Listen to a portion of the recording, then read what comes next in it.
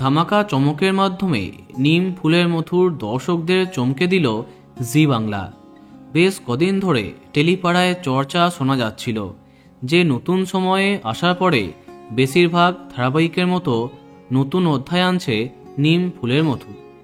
জানা গেছিল প্রায় 10-15 বছর এগিয়ে যাবে গল্প।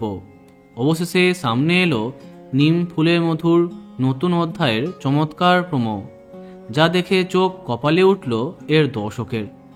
সম্প্রতি সামনে আসা নতুন চমকে দেখা যাচ্ছে 20 বছর এগিয়ে গেছে গল্প।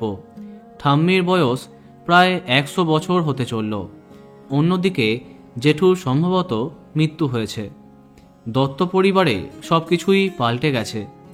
সবচেয়ে বড় কথা, আলাদা হয়ে গেছে পর্ণা সৃজন এবং তাদের মেয়ে পুটি বড় হয়ে গেছে।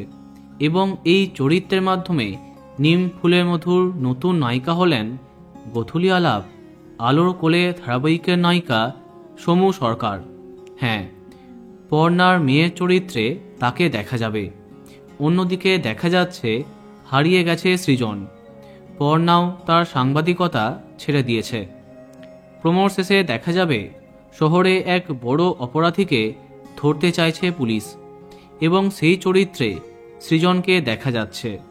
কিন্তু কিভাবে সৃজন একজন অপরাধী ডাকাত হলো, কিভাবে তাদের ছাড়াছাড়ি হলো, সেই সব কিছু আস্তে আস্তে জানা যাবে।